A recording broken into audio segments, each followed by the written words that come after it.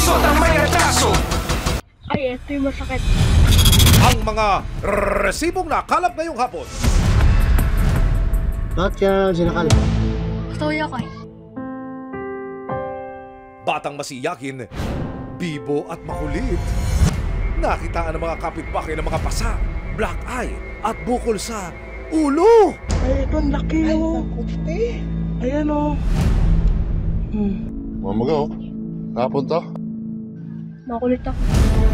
Sino nga ba sa takanan ng bata ang tila may mabigat na mga kamay? Ang pag-aksyon ng resibo at mga social worker, mamaya na! Kinakalawang na mga bakal, nilulumot ng mga pundasyon at natenggang mga istruktura. At ang pinakamalupit sa lahat, ang kontraktor daw na binayaran para itayo ang mga ito ng ghost na raw. Sa pag-iimbestiga ng resibo, tumambad ang iba pang unfinished at tila substandard na projects ng contractor. Sounds familiar?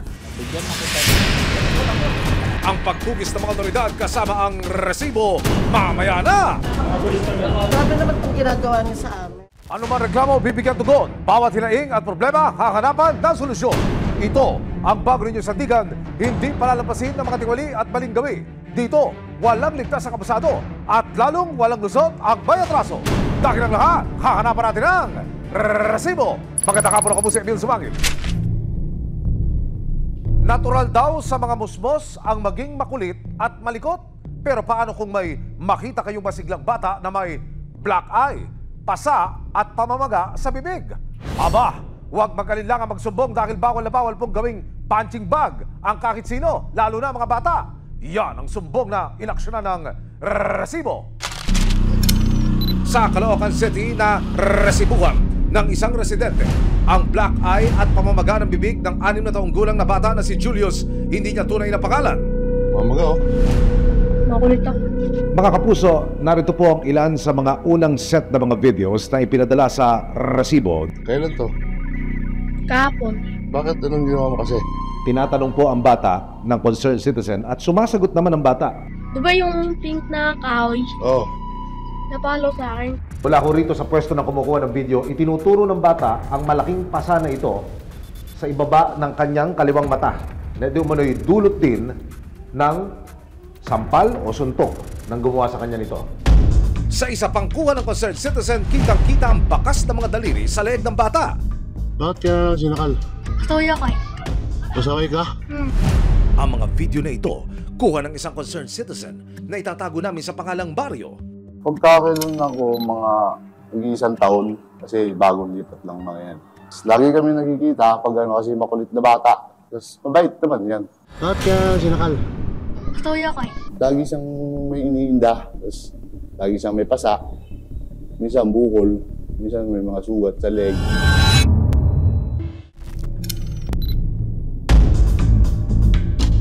Ay, ito yung masakit. 6 na taong gulang na bata, nakitaan ng mga kapitbahay ng mga pasa at bukol sa ulo. Sa bawat tanong kung sino ang gumawa sa kanya ng mga ito, ang laging sagot daw ni Julius, ang kanyang amain. November 18, 2025, inilapit ni na Mario sa barangay ang paranakit umano kay Julius. May time bro, meron na po. Kaso parang nagalit pa ho ata yung nanay. Kaya parang nainis din po yung mga barangay dito. Kinumpirma ito ng Barangay Council for the Protection of Children o BCPC ng Barangay 186 sa resibo. Nirespondihan naman daw nila ang report pero yung blatter po is kami na po yung nagsulat kasi wala pong yung concerned citizen po hindi po nagpunta eh. Yung bata kasi binubugbog nga daw po ng stepfather. Ayan o. mawalang galang lang po. Pero hindi po ba kapag sumbong tungkol sa child abuse, agad-agad dapat ang pag-rescue sa bata? Kasi mamula naman totally reklamo. Tsaka wala pong ebidensya na yung araw na yun na may bruises po yung bata. Ayon sa Rules and Regulations ng Republic Act 7610 o Special Protection of Children Against Child Abuse, Exploitation and Discrimination Act, hindi dapat lalampas sa 2 araw o 48 oras ang pag-aksyon ng mga otoridad sa anumang report ng child abuse. Oras na makumpirma na may pang-aabusong nangyari o nangyayari, kailangan ng ilagay sa protective custody ng mga otoridad o social worker ang minor de edad. Sa patuloy na pag-iimbestiga ng resibo, humarap sa amin ang kapitbahay ni na Julius na si Susan. Hindi niya tunay na pangalan. Dito namin napag-alaman na namamasukan bilang kasambayang ina ng bata. Kaya ipinaubaya muna raw si Julius at kanyang kapatid sa kanilang amain na si Arvin Manginlaud, 28 taong gulang. Ito, dito. Kwento pa ni Susan, lagi raw niyang naririnig ang pag-iyak ng bata sa loob mismo ng kanilang tahanan. Dinadala niya nga dyan. Pinapagalitan niya. Yan, tapos yun. Yung pagkasuntok, iyaw siya. November 21, 2025, sa pag-asang kumustahin ang kanyang kalagayan, inabangan ng resibo ang bata na lumabas ng paaralan. Pero hanggang sa uwian, nakalista ang lahat ng estudyante rito, walang Julius na lumabas sa eskwelahan. Isang bagay na mas ikinabahala ng resibo at ng mga kapitbahay. Kaya naman sa parehong araw, November 21, 2025, kasama ang resibo, idinulog na ni na Susan ang kanilang nalalaman sa Caloocan City Social Welfare Office o CSWDO tungkol sa nangyayaring pangmamaltrato umano sa bata. Ayan o. Nang makita ang mga resibo, nagdesisyon ng mga social worker na magsagawa na ng agarang rescue operation para kay Julius. May hiniing ka ba, sumbong o reklamo? Matapos humingi ng assistance mula sa lokal na pulis, May kakanta, dumaan din ang social worker sa barangay. may solusyon. Pagdating sa area, wala nang pinalampas na pagkakataon ng mga social worker, PNP at PCPC. Ipagtanggol ang api. Pinasok na nila ang eskinita papunta sa bahay ni Julius. Ate Arvin, hello po. From CSWD po, Tala Unit, nakatanggap po kami ng report na may physical abuse na nangyayari sa mga bata. So, andito po kami para i-rescue po sila. Pero ang say ni stepfather, Wala naman na po nangyayari. Simula po nung inimbitahan niyo po ako ng wala na. At saka yung kapamiyagi po, wala na po. Pero kukuhanin pa rin po namin sila. Sir, ano po, kukunin po namin sila. Sumama ko na lang muna. Sa office muna ng CSWD. Punta ka po sa ano. dahil sa alegasyon ng physical abuse sa isang minor, ni-rescue na rin ng mga social worker ang isang taong gulang na kapatid ni Julius. Panta din sa kanila. Sa gitna ng rescue, nakita ng mga social worker ang kumukupas ng mga pasa sa leeg ni Julius. Yes po. Dinala ang mga bata sa opisina ng CSWD para sa mas malalim na assessment.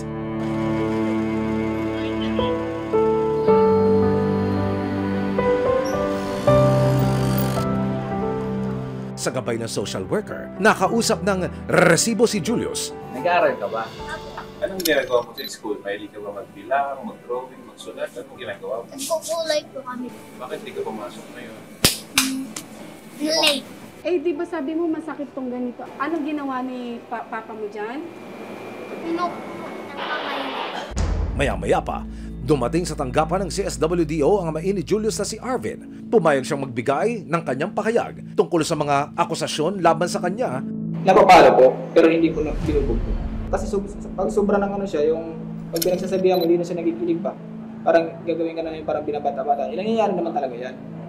Pero sir, ano po itong mga pasa na nakita sa bata? Ayan o. Hindi po lahat ng basa niya nakikita ay kagagawan po ng magulang. Ang minsan ng basa at ng mga bukol na nakikita, ayan po ay nangyayari dahil sa kalikutan ng bata. Opo, mayroon pong pong disiplina, pero hindi po pananakit na yung sobra na pananakit para sa bata. Matapos ang paunang medical assessment kay Julius at kanyang kapatid, dinala na sila ng mga social workers sa isang shelter kung saan sila pansamantalang maninirahan. Kinabukasan November 24, 2025, dumating sa shelter ang ina ni Julius na itatago namin sa pangalang Carla. Ang depensa niya, dahil may karamdaman si Arvin, siya lang ang may kakayahang magtrabaho. Sabi ko, ikaw na lang muna sa mga bata. Sabi ko, ako na lang muna magtrabaho. 3 taon nang hiwalay si Carla sa tunay na ama ni Julius. Wala na po akong ano sa kanya kung nasaan ako ngayon. Hindi na po kami nagkukontak, wala na pong sustento. Alam daw ni Carla na napapagalitan ni Arvin ang bata pero iginit niyang hindi mabigat ang kamay ni partner. Napapalo po namin, nagdidisiplina. Ayan o. Pero mother, paano niyo po kaya may papaliwanag ang mga video na ito? Bakit kaya sinakal? Katuya ko eh. Hindi ko na po kaya panoorin. Masakit. Hindi ko ma-explain nararamdaman ko kung pabaya ba akong ina.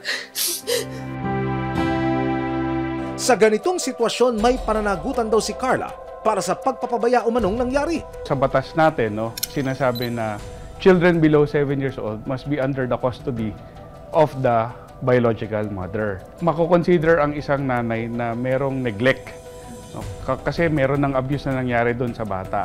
So considering the fact, merong liability ang nanay, no?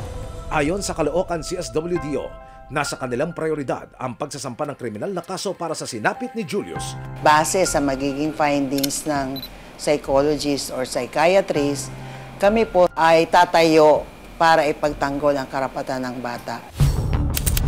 November 26, 2025, naalaman ng resibo na nagsadya sa shelter ang tunay na ama ni Julius na si Ramon. Hindi niya tunay na pangalan. Pinahintulutan niya kaming makuha ang kanyang saloobin tungkol sa nangyari sa anak. Ano ang unang naging reaksyon ninyo bilang ama ho? Manakit. Oo, masamit. Gusto kong makita yung anak ko. Gusto kong ano yung nag-figura niya kasi hindi ko po alam yung nakita yung video na yun noong una. Napagpasyahan na rin daw ni Ramon na siya mismo ang magsasampa ng kaso laban kay Arvin. Itong pagkakataon, sir. Ano po ang gusto ninyong mangyari ngayon? Eto, gusto ko ito ba makulong? Nasampa po ako ng demanda dapat sa kanya. So sa pambubugbog niya po sa anak ko. Nito lamang Miyerkules, November 26, 2025, 6th birthday ni Julius. Kaya naman ang resibo nag-abot ng kaunting salo-salo para sa kanya sa loob ng shelter.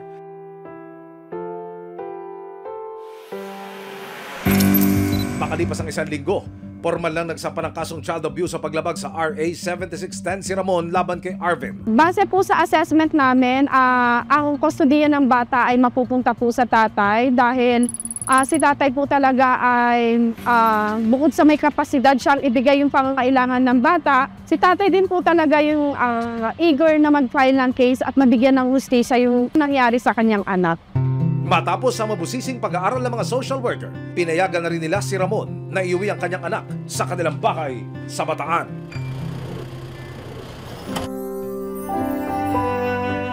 Pag-uwi po namin ng Bataan, papalamigin ko muna po, i-refresh ko muna yung utak niya kasi sa ganyang pangyayari.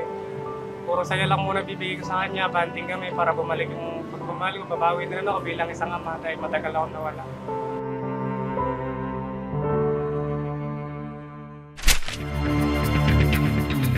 Ang tanong ng marami, may nakulong na bang kurakot umanong kontraktor at politiko? Ano pong hinihintay nyo? Pasko? Naku, hindi lang pala sa pampublikong mga proyekto nauuso ang kalokohan. Sa Cavite, patong-patong ang reklamo laban sa isang contractor na panay raw hingi ng down payment sa mga kliyente pagkatapos ay i-ghost na raw niya ang mga ito. At ang mga dream home na ipinatayo sa arkitektong nagpakilalang may-ari ng kumpanya, biglang naging bangungot ng iwanan na lang daw ang mga ito na nakatiwangwang. Sa darating na Pasko, bagong takanan sana ang inaasahan ni Sheena, hindi niya tunay na pangalan para sa kanyang pamilya. Matapos ang 2 taon na pagtatrabaho sa Australia bilang nutritionist at chef, sa wakas, may papagawa na rin daw niya ang luma nilang bahay na matagal niyang pinag-ipunan. Pinagtrabahuan din naman namin to. At saka, hindi lang pera ko, syempre pera din ng mga anak ko to. At least by 2025 ay magpapasko na kami sa bahay namin. Taong 2023 nang i-refer ng isang kaibigan ang 28 taong gulang na architect na si Christian Agripa kay Sheena. May-ari daw si Arky ng isang architectural and construction firm sa Silang Cavite na Corinthian Construction Services. So nakita ko yung project ni architect sa kanya, at tamang-tamang tumitingin ako ng gagawa ng bahay namin. Binisita ni architect ang bahay ni Sheena na nais na niyang iparenovate at ipaayos. Nang makita ang property, binigyan daw si Sheena ng inisyal na mga plano at ang kabuoang presyo para sa pagpapaayos sa bahay, 3 million pesos. Para mapabilis ang trabaho niya, binigyan ko siya ng 1.5 million. Halos kalahati na yung nabigay ko for my initial down payment sa kanya. March 2024, sinimula nang ayusin ng grupo ni Architect Christian ang bahay ni Sheena. Pero si Arky, hindi raw mabilang ang mga kondisyon. Ang bahay namin sa Lukuyan noon ay walang kuryente. Naging kasunduan namin ni architect, kukuha kami ng generator para may supply ng kuryente. Pinagbibigyan ko pa rin siya kahit walang trabaho. Marami siyang nirereklamo dahil kesyo mainit daw doon, di daw makakonsentrate yung mga tao dahil generator lang ang gamit. Sa mga susunod na buwan, nakahalata na raw si Sheena na pabawas ng pabawas ang mga pumapasok na construction workers. At ang napagkasundoan nilang 7 buwan na renovation period, umabot na lang 8 buwan! Ako mismo yung tumatawag sa kanya na para bisitahin mo naman yung site kasi parang wala namang nagtatrabaho tuwing pumapasyal ako. Pero sa halip na paliwanag, ang binigay raw ni Arky, panibagong billing statement. Nagbibill ka sa akin pero wala nagtatrabaho doon sa site. But despite December 3, binigyan ko pa siya another 600,000 para daw maituloy niya yung project. Kasi ang inaalala ko ay masisira yung pundasyon ng bahay ko dahil tubig, ulan, init, at saka nilulumot na yung buong bahay. Sabi ko, lagyan mo naman ng bubong yung bahay ko. Nang humirit ang arkitekto ng mahigit 200,000 pesos para mapabubungan na raw ang bahay, dito na raw humingi si Sheena ng second opinion. Pina-assess ko yung bahay namin, yung ginawa niya, yung project, ay ang lumalabas, 40% pa lang. Wala pa sa 40% papasok yung completion ng bahay niya. Parang mauubos na yung budget, hindi pa niya inumpisa. Dahil ghosted na raw si Sheena ng taong pinagkatiwalaan niyang gagawa ng kanyang dream house, kinausap na niya ang project manager ni architect. Sabihin mo nga sa akin, ano ba talaga nangyari sa inyo? Personal niyo bang away ito? Dinadamay niyo lang ba ako? O ano? Sabi niya, hindi ma'am, ano to, talagang nung nag-meeting tayo na sinabi mo, binigyan mo siya ng compromise agreement, pinagtawanan ka na nun dahil sabi niya, akala mo babalikan pa kita. Nalaman din niya sa project manager na hindi raw ito ang unang proyektong iniwan ni Christian na nakatenga. Gasgas na po yan, architect! Nawalan ako ng lakas nung nalaman ko na marami pala siya, hindi lang ako ang niloko niya. Hindi ako nakakatulog kasi nakakaya dahil yung bahay na yun, doon lumaki yung mga anak ko eh.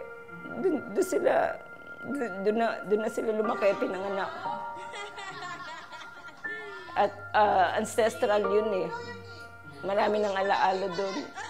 Tsaka lahat kami nangangarap na yung bahay na yun, magsasama-sama kami tuwing Pasko. Sa pakikipag-usap ng resibo sa iba pang nabiktima umano ng arkitekto, binisita namin ang iba pa niyang mga proyekto. Sa Indang Cavite, 1 buwan nang nakatiwangwang ang isang bahay. Pero ang lote, tinubuan na ng mga damo, kinalawang na ang mga bakal at nilumot na ang mga pader. Sa GMA Cavite naman, nakausap namin si Edna na dati ring kliyente ni architect. Ang kabuang halaga ng pagpapagawa ng kanyang bahay ay mahigit 2 milyong piso. Natapos naman daw ang bahay pero ang mga materyales substandard daw. Yung pintura, yung tiles, may mga bitak-bitak, ayaw niya nang palitan yun. Ang kisame sa bahay ni Edna halos bumigay na sa tuwing malakas ang buhos ng ulan.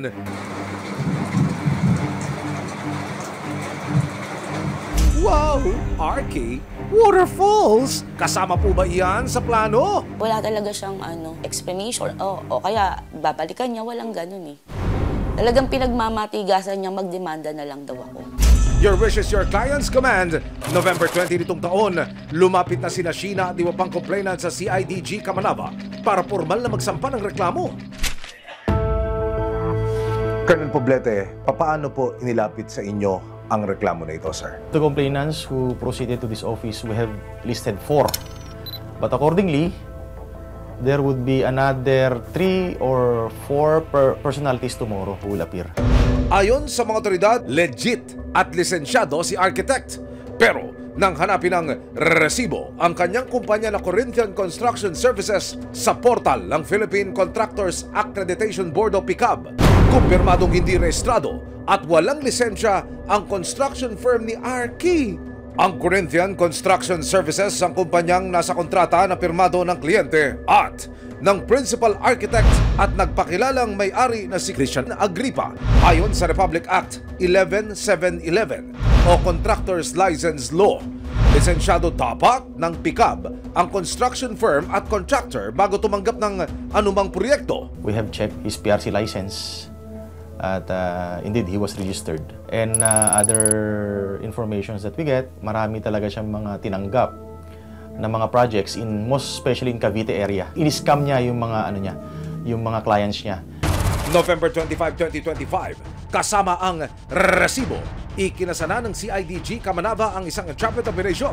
Ibibigay na ni Sheena ang karagdagang 200,000 pesos na sinisingil ni architect para sa bubong ng kanyang bahay.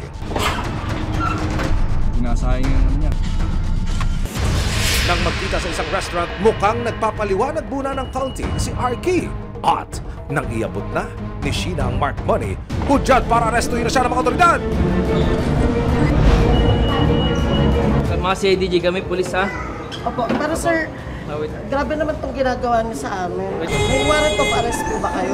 Arky, ang tawag po rito, entrapment operation. Timbok na po kayo! May karapatan ka manahimik o magsawa ng ribo. Ano mo yung sasabihin ay maaaring maging pabor o labas sa'yo sa urungan. Naiintindihan mo karapatan mo? Yes. Napunta na kami for continuation. Tapos biglang ganito. Dito lang kayo, architect. Dahil napalita ang huhulihin na ang inireklamo, ang 3 pang ghosted clients ni Arky nag-ala welcoming committee na sa presinto. Ayan na, nadali ng timawa. Nakaharap si Christian Agripa sa kasong paglabag sa Article 315 ng Revised Penal Code o Estafa. Kung sakaling mapatunayang nagkasala, maaari siyang makulong ng 14 hanggang 17 taon. Yung nagpapakilalang arkitekto, personal po tayo nagtungo dito sa opisina ng CIDG para humako na siya ng panig. Siya ho ay kasalukuyang nakadetain dito sa kanilang facility. Architect, bigyan ko kayo ng pagkakataon. Baka pwede ho kayong mahinga ng panig dito sa akusasyon laban sa inyo? Hindi naman po yun, sir, confirm po. Paano mo nasabing hindi confirm? Hindi naman po yun, na... Tinatakbuhan mo rin yung mga kliyente mo. Kukunin mo yung down payment tapos mawawala ka na. Ano bang klaseng arkitekto meron ka? Ha? Arkitekto, po huling pagkakataon. Pwede ho ba kayong magbigay ng komento dito sa akusasyon laban sa inyo? Nitong Webes, nakapagpiyansa si Architect Agripa pero patuloy pa rin gugulong ang kaso laban sa kanya. Sa ngayon, hindi man natupad ang inaasam na bagong bahay ni Sheena, bit-bit niya ang pag-asang mapanagot ang nanamantala umano sa kanyang pangarap.